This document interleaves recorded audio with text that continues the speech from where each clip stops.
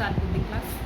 So next we'll see about the job description of male health worker. Okay, what are the job description? In the previous video we had seen about the job description of roles and responsibilities of female health worker.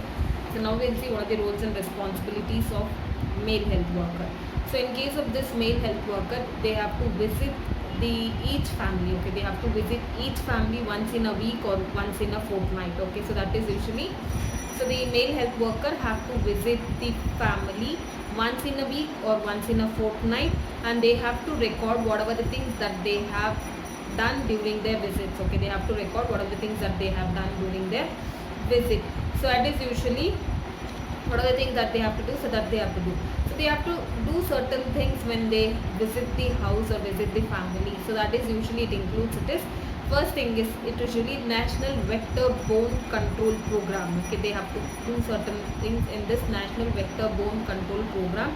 In that, first is malaria. So when case of malaria, so they have to detect the cases of malaria. So in that case, what happens? So they have to check out if any of the person are suffering from fever. Okay, they have to check if any of the person are suffering from fever. Then they have to collect thick or thin blood smear. Okay, they have to collect thick or thin blood smear should be collected, and then whatever the things, next they have to start with presumptive treatment of malaria. Okay, they can start with presumptive treatment of malaria after blood smear is collected. Okay, after blood smear is collected, then they can also give radical treatment for the patients if it is like for the people if they have confirmed with malaria. Okay, if they have confirmed with malaria, they can start with radical treatment, and whatever the treatment that they are giving, it should be like they have to get instruction from the medical officer of the PHC. Okay, they have to get instruction from the medical officer PHC, then only they can go with giving this medication or radical treatment. They can start with the person suffering from malaria. So that is usually about this thing, and also they can give health education regarding control of this mosquitoes. Okay, control of this mosquitoes. So like they can use some insecticide spray, they can use full sleeve dresses when they work in the farm, then they can apply like mosquito coils, mosquito net can be used, and mosquito spray, like all spray can be applied to the bodies. So all this thing can be explained to the people in the villages. So these are the things that they have to do in case of to control this malaria. So that is, they have to check for any, if there is any presence of any fever, then they have to collect thick or thin blood smear, then they have to send this blood smear, and then they can start with presumptive treatment, then they can start with radical treatment with the instruction given by medical officer of PHC, then they can usually give health education to the public regarding control of this malaria. So next is Kala Azar. So this Kala Azar, they have to inquire in the family whether any of the family members are suffering from fever from past 15 days. Okay, so they have to inquire with the family members, like any of the family members are suffering from fever from past 15 days. Okay, from past 15 days if they are suffering, so that has to be informed to them. Next, after this, if any fever patient, like fever individual is there from from past 15 days, then this should be informed to the PHC. Okay, then this should be informed to the PHC for making confirmatory diagnosis. Okay, for making confirmatory diagnosis. So that is usually about this thing.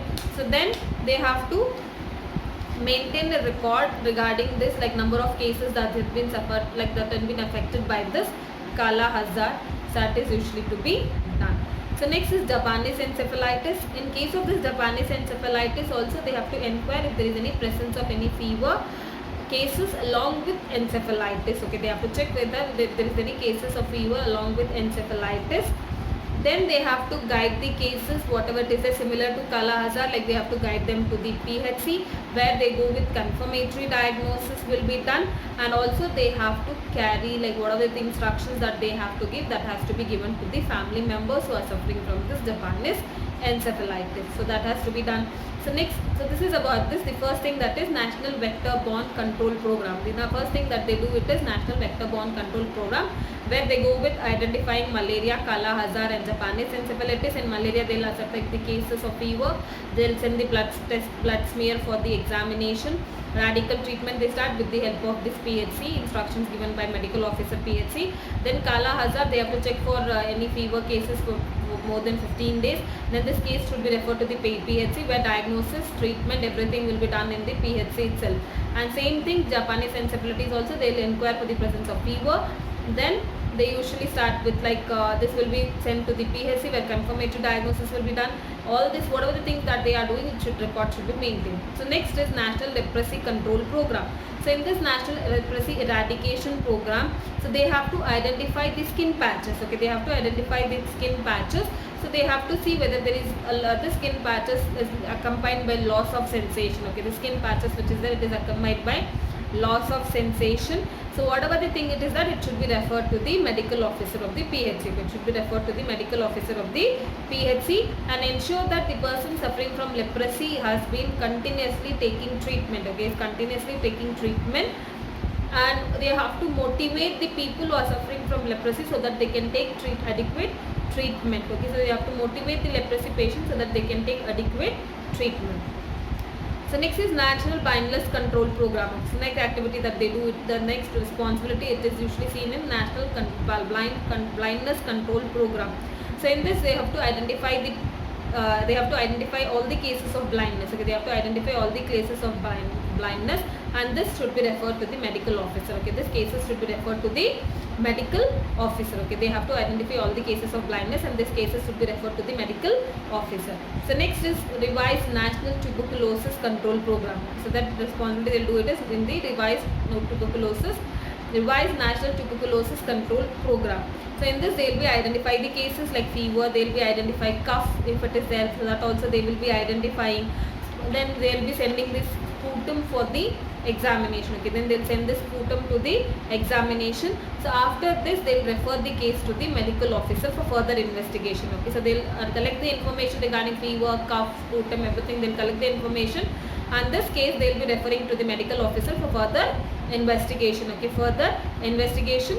Similarly, that of the leprosy, they will be checking out whether all the people are correctly taking the treatment or not, whether they are carrying out the treatment correctly or not, whether they are taking the medications correctly or not. So all these things they will be checking. So first is National Vector-Borne Control Program. Next is National Leprosy Eradication Program, National Blindness Control Program. Next is revised National Tuberculosis Control Program. So next is Universal Immunization Program. So in case of this Universal Immunization Program, they will be assisting female health worker. Okay, they will be assisting female health worker in immunizing like tetanus toxoid to the pregnant women, and immunizing all the children like DPT, poliomyelitis, MMR. So all these vaccines, when they just assist the female health worker. Okay, they'll assist this female health worker for giving the immunization. Then they'll be educating the importance of vaccination or immunization to all the people in the village. Then they'll be educating the importance of vaccination for all the individuals in the village. So they'll be educating them. So that is done in the National Universal Immunization Program.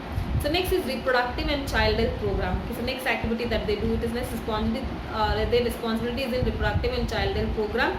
So in this usually what happens, they'll educate the family members regarding the importance of family planning. They'll distribute contraceptives. Okay, they'll distribute contraceptives. Then maintain the register which contains eligible couple. Okay, they maintain the register which contains eligible couple. So that is usually what happens. And also they'll identify the women who require the help for medical termination of pregnancy. Okay, who require medical termination of the pregnancy. They'll refer it to the, they'll refer it to the female health worker, and then female health worker will refer the case to the medical officer, PHC. So these are the things that they do in the reproductive and child health program. So that is usually what happens. So they usually encourage the people or educate the people the importance of family planning. They distribute contraceptives.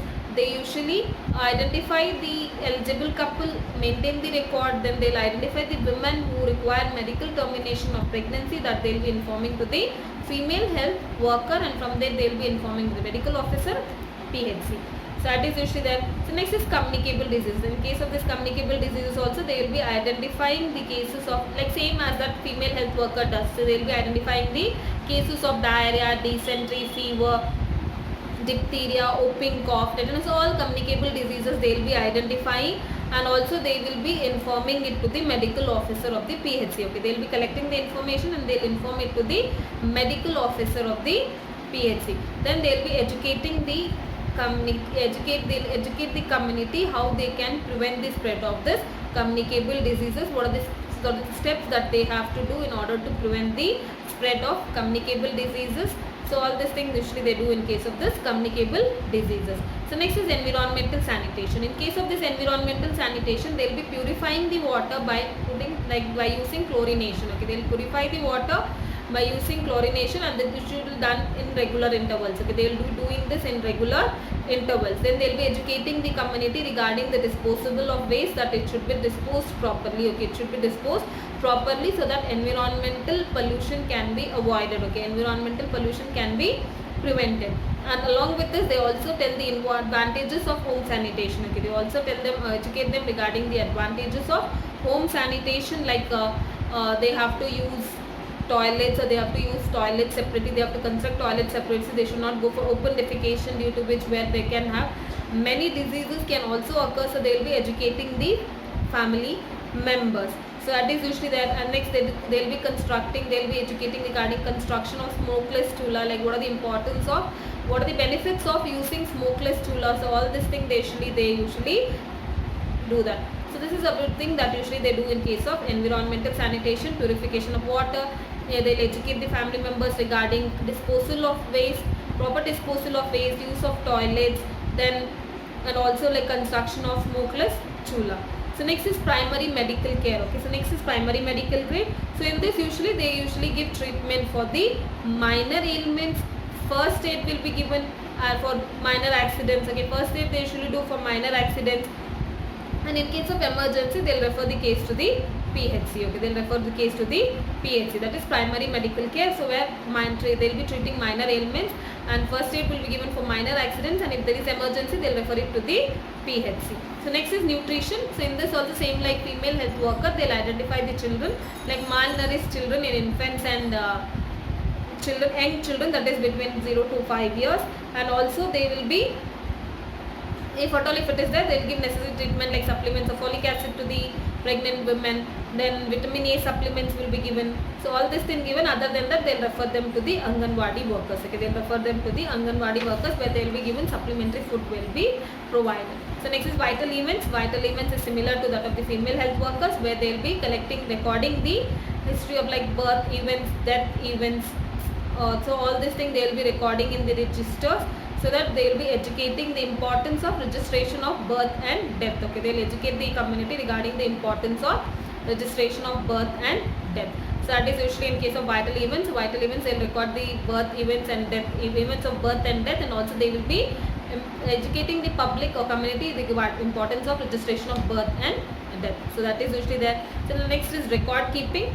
So record keeping is very necessary. Whatever the things that they are doing in the community, each and everything they have to maintain a record. Okay, they have to maintain a record. If they are doing survey, that also should be recorded. If they are assessing female health workers, that also to be recorded. So whatever the things that they are doing in the community, okay, whatever the work that they are doing in the community, each and everything should be recorded. Like in case of tuberculosis control program, in case of leprosy control program, what are the things that they are doing, so everything should be recorded. Okay, so these are the roles and responsibility of male health worker. That is, they will be involved in National Vector-Borne Control Program, National Leprosy Eradication Program, National Control of Blindness Control Program, Revised National Tuberculosis Control Program, Environmental Sanitation, Universal Immunization Program, Reproductive and Child Health Program, and then communicable diseases, vital events, and then record keeping, primary medical care. So all these things are usually the responsibilities of a male health worker.